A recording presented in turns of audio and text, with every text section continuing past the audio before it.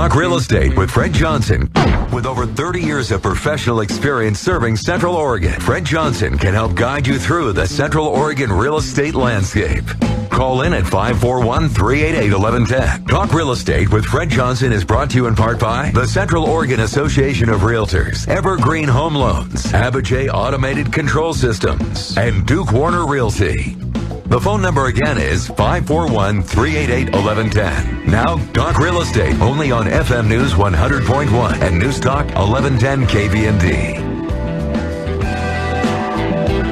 Hello, Central Oregon, and welcome to Talk Real Estate. I'm Fred Johnson. I'm your host, and I really appreciate you being with us today. It's a wonderful day. It's actually been a wonderful week to be living in Central Oregon. And today is going to be a little bit different than recent weeks for those of you that have been recent listeners. We've had a number of interviews that we've been doing, and we're going to do another interview next week. So this week, I'd really like to encourage those of you that have an interest, a question, any real estate related issues. I don't really want to talk about Donald Trump. Seems to be getting a fair amount of press. But anything that you'd like to talk about real estate related, I've got a number of topics that we can go into today, and I'd just like to encourage you to participate. As the lead-in reminded you there at the beginning, our phone number here is 541-388-1110. So today, on the very top thing is this is the last weekend for the Central Oregon Builders Association Tour of Homes. Hopefully you've gotten out there and had the opportunity to take a look at some of these wonderful homes that are being built here in Central Oregon. Maybe got some ideas that you can run by the Home Depot on the way home and pick up some materials so that you too can have one of those homes, kitchen or remodel or a nice deck patio. Boy, I saw some great outdoor kitchens and patios this year that are just absolutely wonderful. But if you don't have or maybe misplaced your tour map, you can always go to the connectiondepot.com, which is the Central Oregon Association of Realtors website, and all of the information, all of the homes, both in Redmond and in the Bend area, are all registered there, and it's a real easy place to go. As I said, we've had a remarkable week. The only bummer of the week this week is the wind again this morning. Unfortunately, balloons over Bend wasn't quite as a spectacular event as it's been in years past, and as it certainly will be again in the future. It's such a great event if you haven't attended it, to get up early in the morning on a brisk morning and watch them fill up the hot air balloons, and then you get to see them fly over the city of Bend at the same time, with the mountains in the backdrop, and then they land generally out on the east side of town in some of the acreage properties. It's really wonderful. But unfortunately, this week that didn't happen. And then hopefully when somebody calls in, they can clarify a dilemma that I've had all day. We had 2 Fish concerts. If you live downtown, you may have noted the traffic was just over the top. We were overrun with a number of people that were here. According to the newspaper, I meant to bring in a couple of articles today, but according to the newspaper, I believe that the first show had 7,500 people and the second show had like 7,800 people. So that was on Tuesday and Wednesday nights. And I know, back in my day, we used to call those that were enthusiasts of the Grateful Dead, deadheads. I don't know if fish enthusiasts are called fish heads or what the proper name is for them, but hopefully somebody will set me straight on that so I don't refer to them as fish heads going forward. But what a remarkable event. And there were people everywhere, the Mill District, the restaurants, people floating on the river. It's just one of those times where, we love it, we hate it, but we just live in such a remarkable place, such a special place. There's a great event happening also. I didn't remember what year it is, but the Cascade Cycling Classic is also on this year. And tonight is the night where there's the downtown criterion. And again, that's another one of those issues those events. If you haven't witnessed it, you truly should witness it, because these are the professional athletes, professional caliber athletes that travel the world, race bicycles. You watch them on television on the Tour de France and that sort of thing, and to be able to stand on your own sidewalk right here in Bend, Oregon, and watch them race around town. I believe that the women start at 5:30 and the men start at 7. Don't really want to spend a lot of time on events that are happening around Bend, but these are such special events and so unique to Bend that they're certainly worthy of acknowledging. An awful lot of volunteer support goes into those programs to make them available to us all, and to get out to show your support and really witness something that very few people have the opportunity to see up close and personal. my recommendation, if you're going to go to the Cascade Cycling Classic tonight, is to try to get maybe not right in front of the speaker, but get within earshot of the MC so that you can hear what's happening and how the race is progressing. It looks like a bunch of guys riding around on a bicycle, but there actually is a method to the madness while they're doing that. Again, here at the station, you can call in anytime. Our phone number here is 541-388-1110, and I'd like to talk about, whatever you'd like to talk about. I'm pretty wide open today. So the first thing, I've got a few different issues here that I'm going to talk about. I'll just give you the bullet points, and then we'll be able to roll forward. One, according to some indications, our economy is doing pretty good here in Bend, and we'll kind of go into that a little bit and talk about some of the issues. Obviously, the college placement on the west side, that has not gone away, and there's still some people trying to. There's people on both camps, and we'll talk about that a little bit. There's also some opposition that way. There's affordable housing.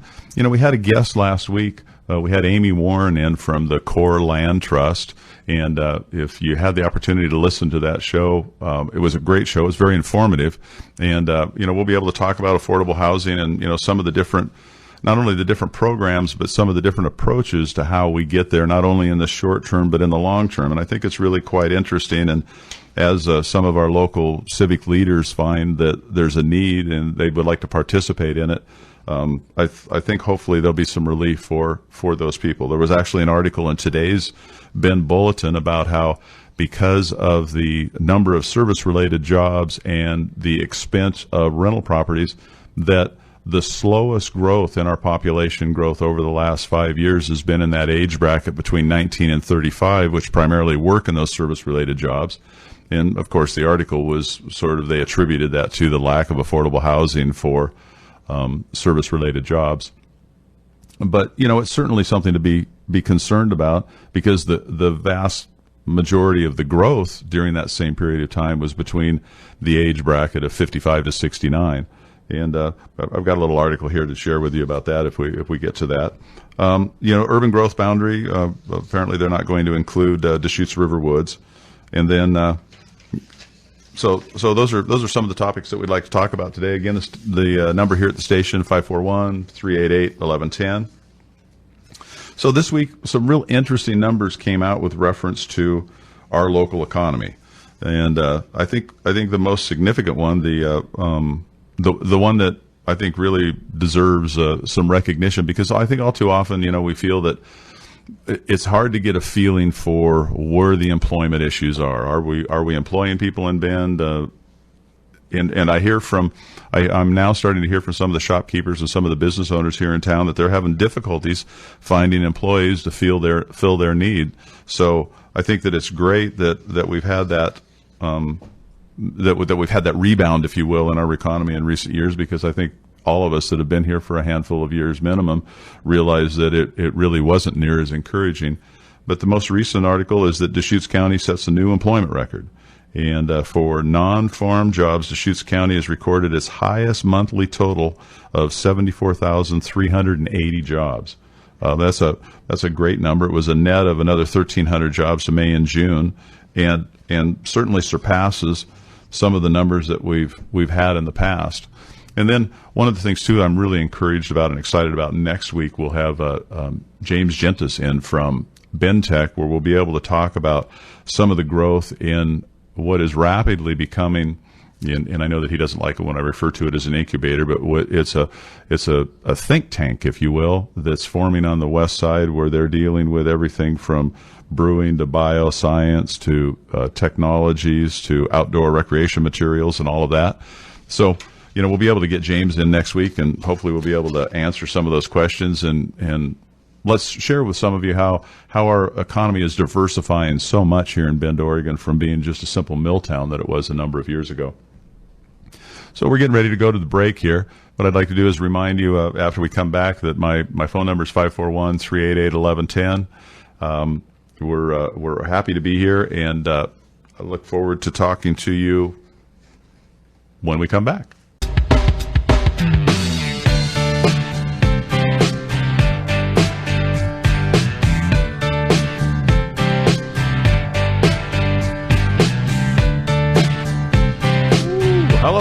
Central Oregon, and welcome back to Talk Real Estate with Fred Johnson. I'm your host. That's Fred Johnson. And I don't know what it is, but when there's that lead-in song, Werewolf of London, it's all I can do to resist the temptation to howl like a werewolf. But I wanted to welcome you back, let you know that our phone number here at the station is 541-388-1110.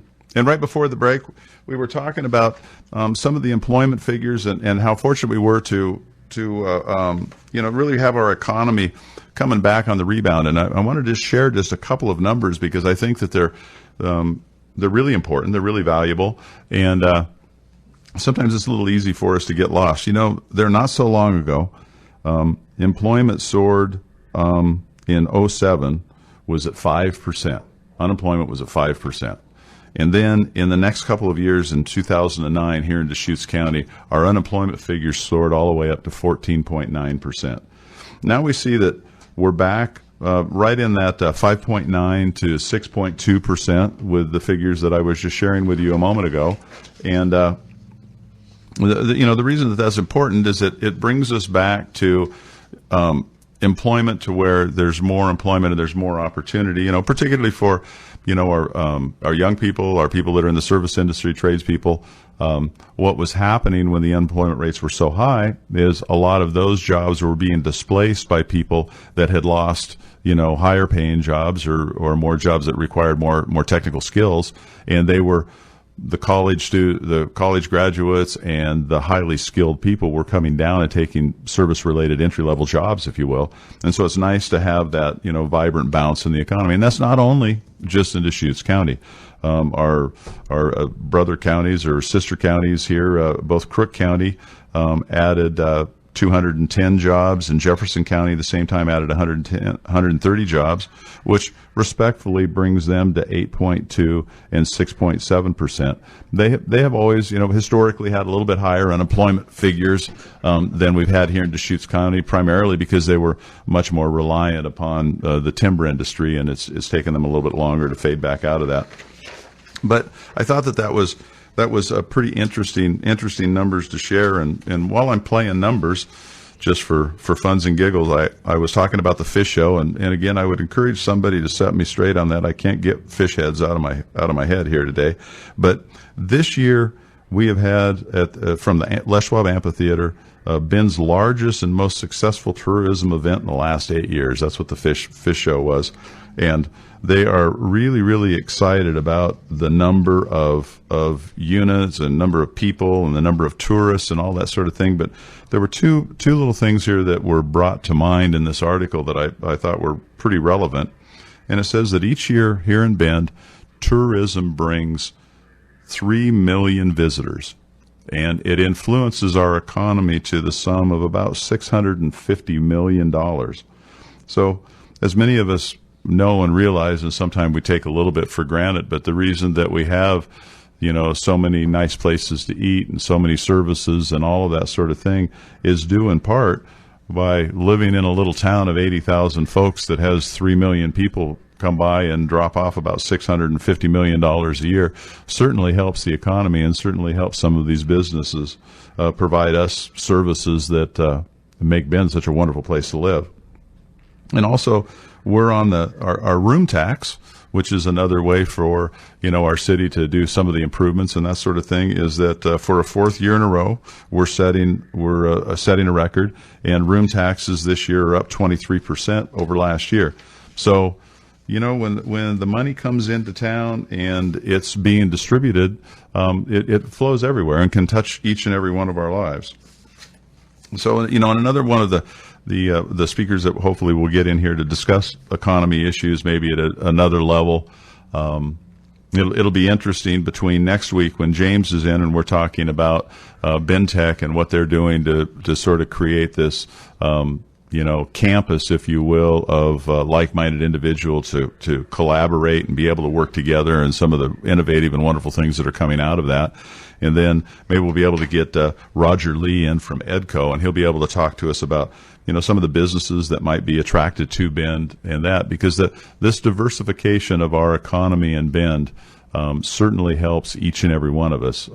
It helps us with services, helps provide jobs, and it's a wonderful thing.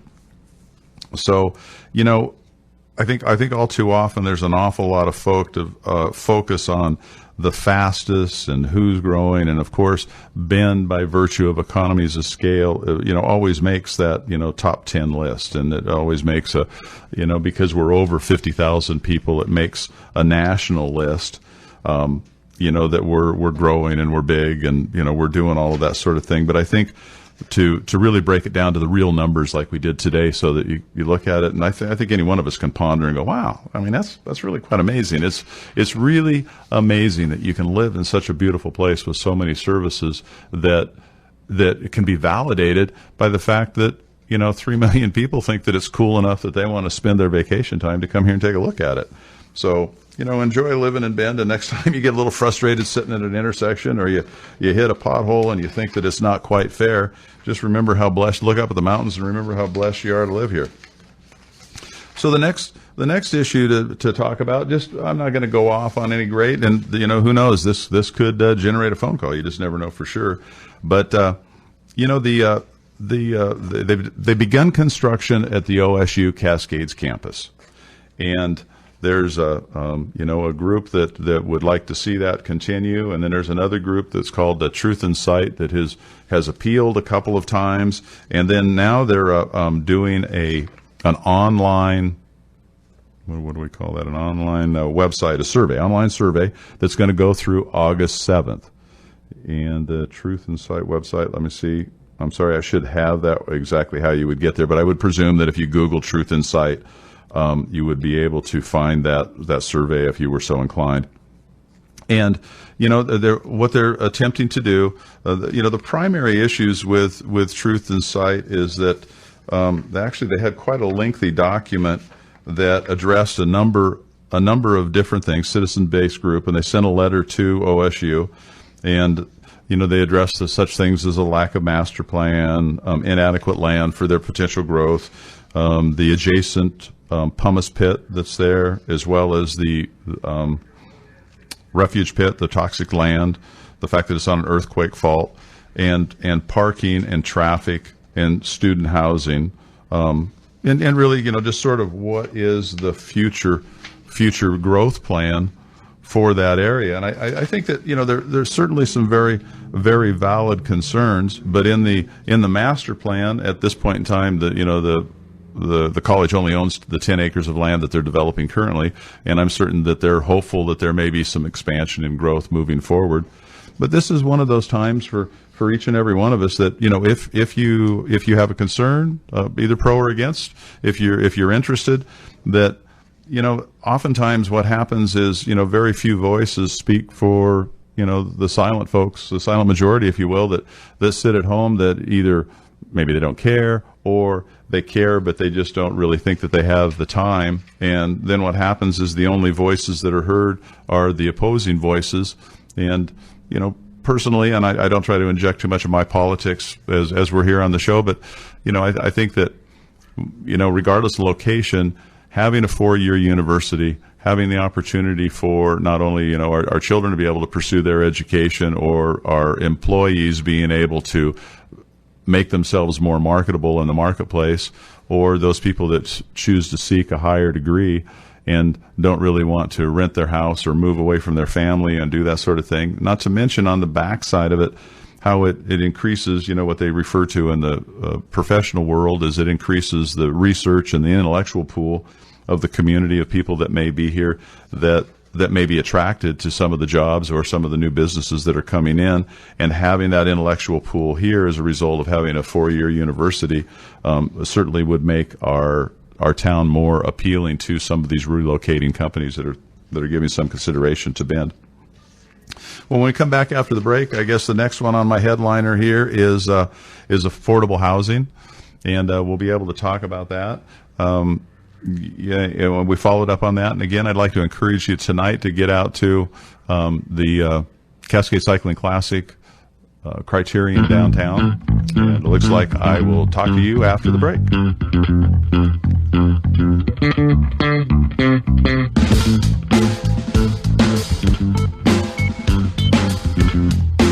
Well, I guess I'm fortunate enough to be able to talk over this music here, so I'll remind you when you get back after the break.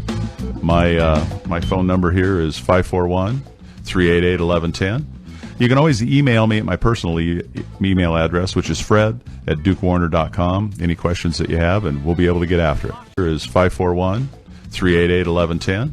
You can always email me at my personal email address, which is fred@dukewarner.com. Any questions that you have, and we'll be able to get after it.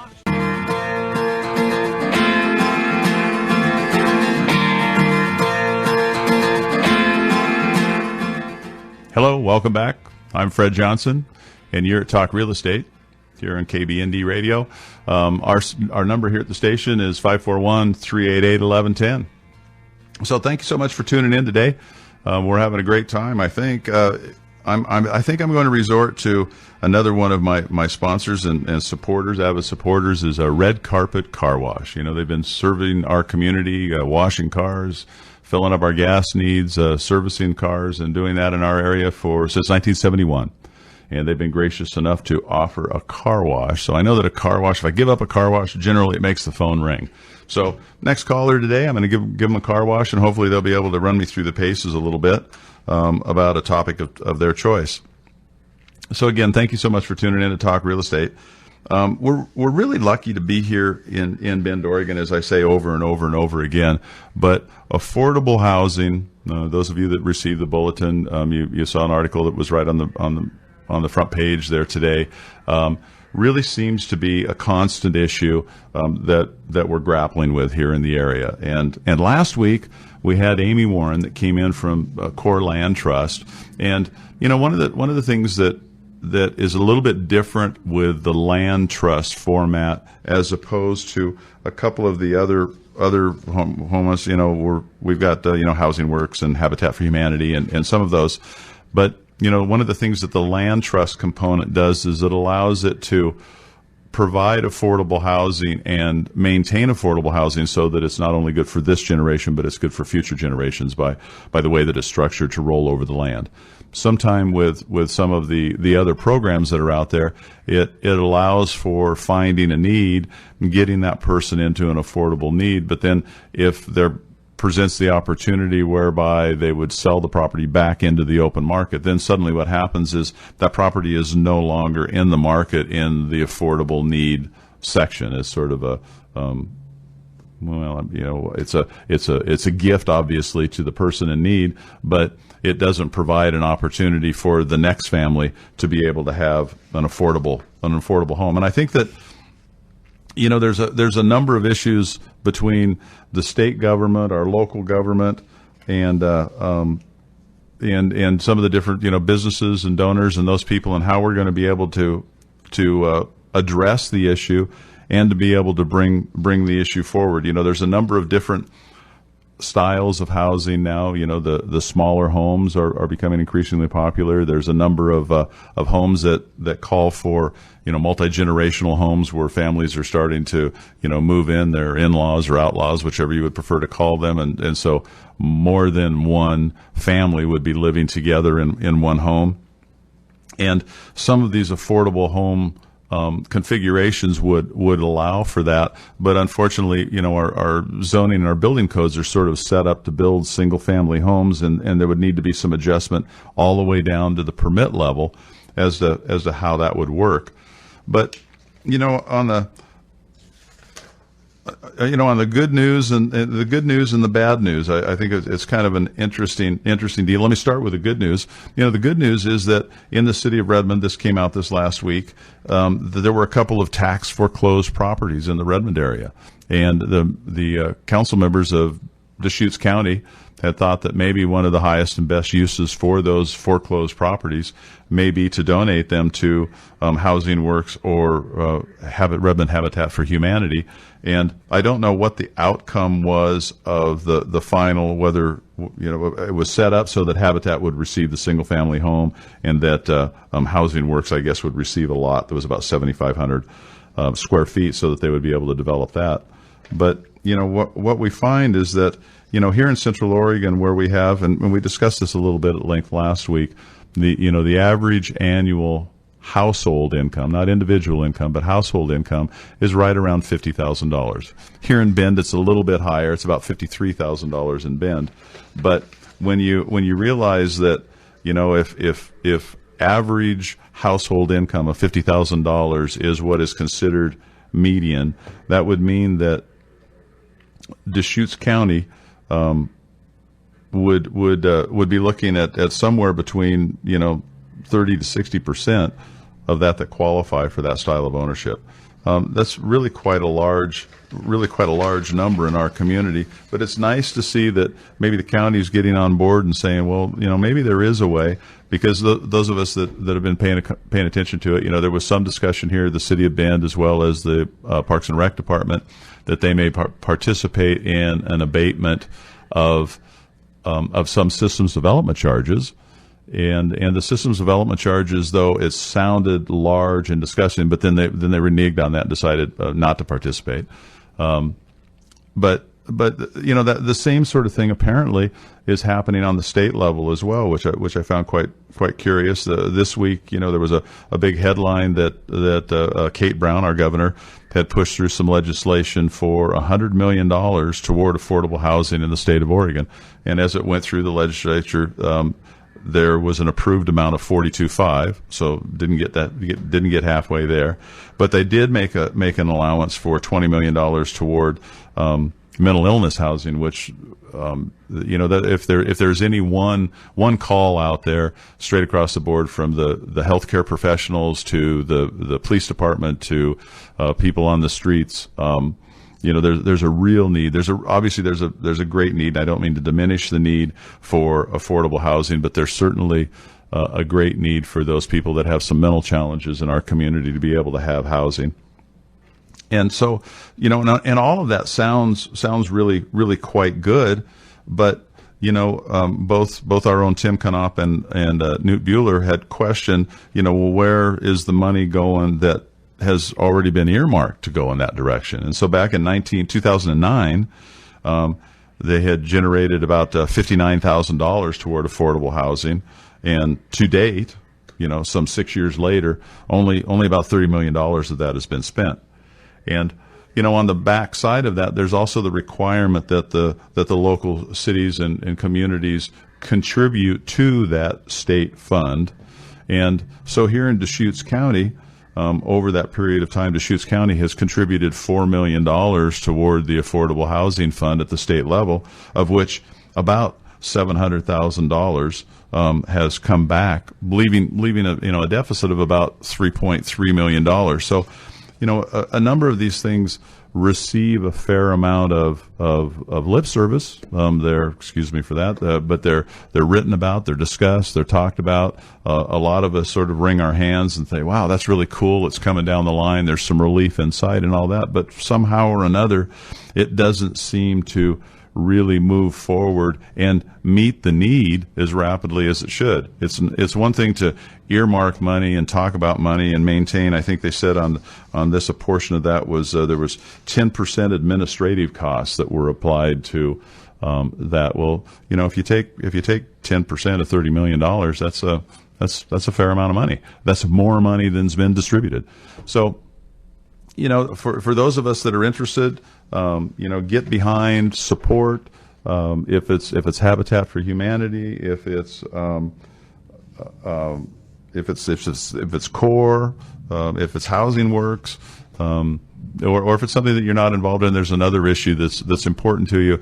It's really important to our community. We have so many different issues and so many people in need, and the needs are everything from after school activities to helping people with their housing to how the livability is going to be in your neighborhood to there's a number of different impacts, and just to pick one and to be involved in your community will do great things.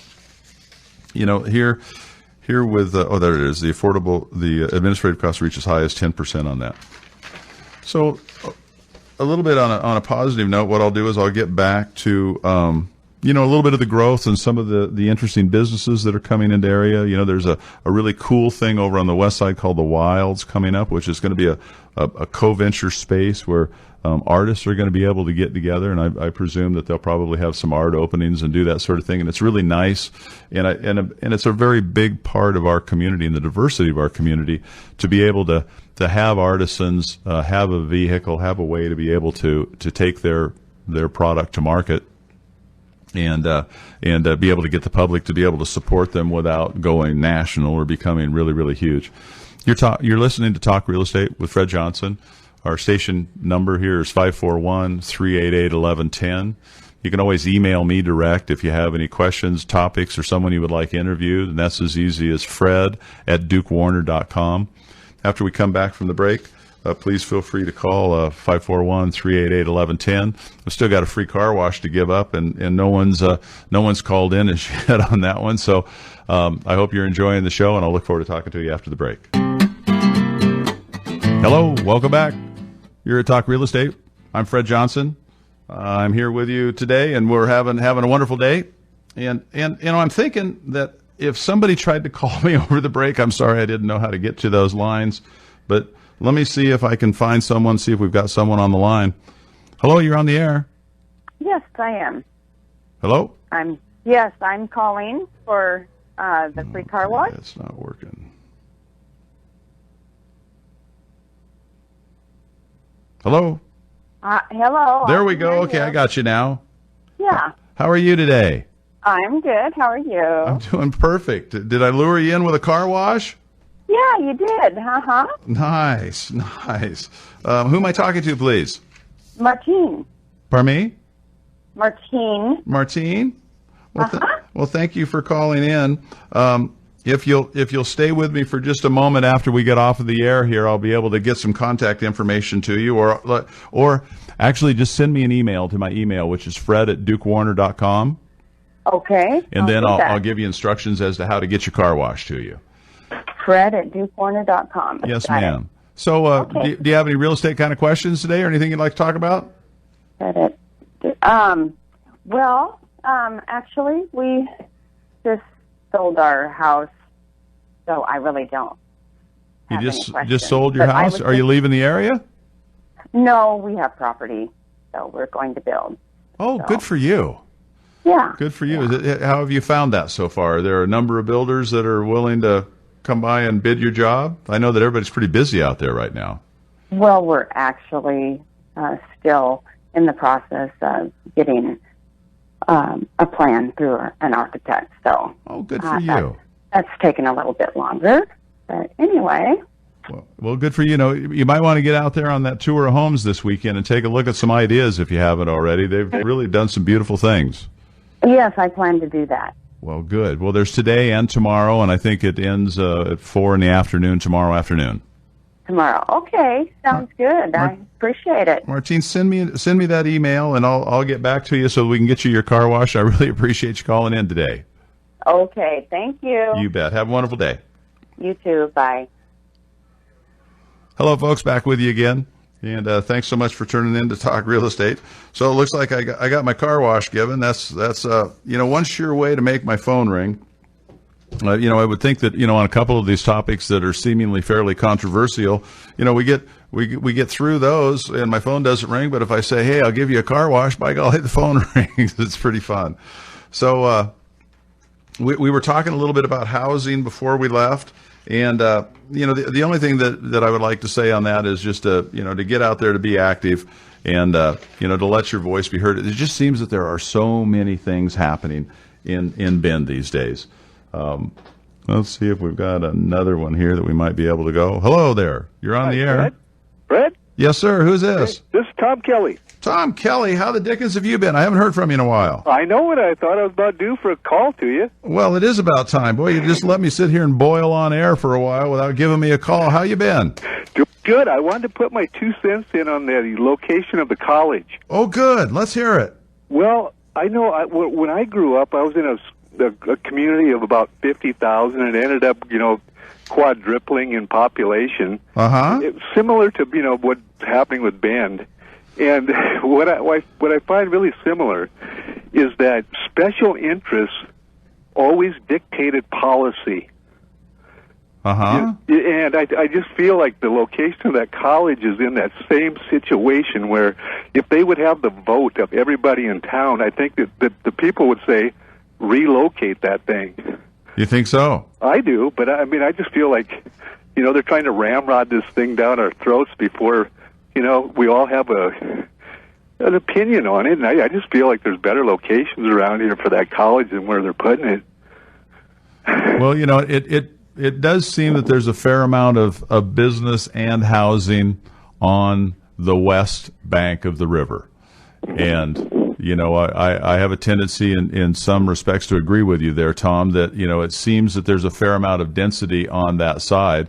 But, it a little bit too seems to happen with that, build it and they will come. If the traffic issues get to the point to where it's an issue, there's going to have to be some form of build or mitigation or something's going to happen to be able to circulate traffic. I see. I always thought that area out there by where the Les Schwab, where they, wanted growth to be out there on the northeast side, I guess, or just the north side of it. Oh, you're referring to Juniper Ridge. Yes. Juniper Ridge. That was one of the projects that actually it was sold to us here that as one of the projects where the town was going to be able to have a site not only for a college but also for a performing arts center and a number of other things. There were a number of things that were on the wish list that were going to happen at Juniper Ridge, and it was negotiated and was really quite an expense to the city and continues to be quite an expense to the city. But the problem with it, Tom, it's really kind of an interesting one. I think that had the development actually been done with somebody from the private sector instead of being done by the city, they might have come to the realization that there was no way to access the property. Basically what it comes down to is at that intersection there where Cooley Road and Highway 97 intersect. Mm-hmm. If you look at that road, it's right there near the Lowe's store. Yeah. If you look at that intersection is already failing. You can see that it backs up at the traffic lights all the time. Mm-hmm. And Oregon Department of Transportation oversees all of those intersections that are on the highway.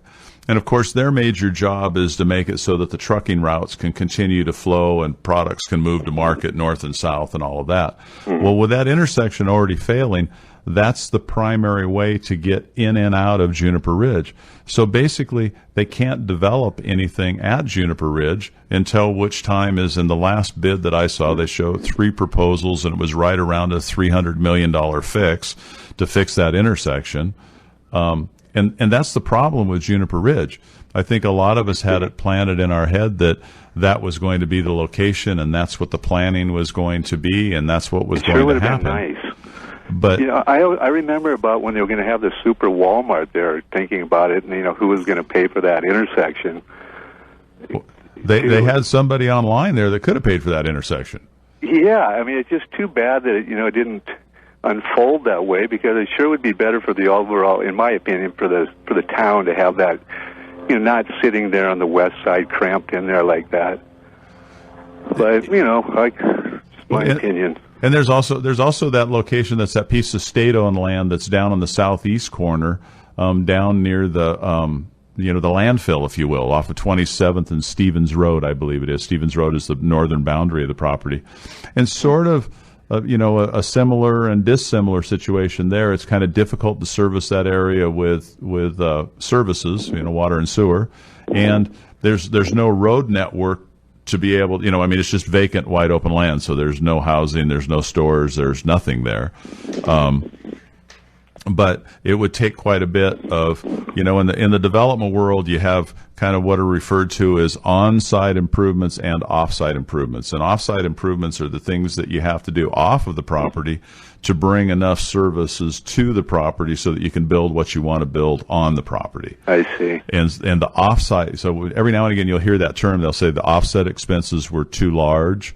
And what they're referring to that is if they had to bring the sewer line 500 yards from another location and cut through a bunch of rock to get there, that would attribute to the off-site improvements being too large. I see. And that's kind of the problem that they're having down there in that southeast location. So where they have services and where they have people seem to be on the west side. Tom, sounds like they're running me out of here. All right, Fred. It was good talking. talking to you. Enjoyed it. Thanks for getting back to me, and I hope to see you soon, my friend. Bye-bye. Thanks, folks. Tune in next week. Talk real estate with Fred Johnson, and I look forward to having you with us next week when we'll have James Gentis talking about BenTech. Thanks again.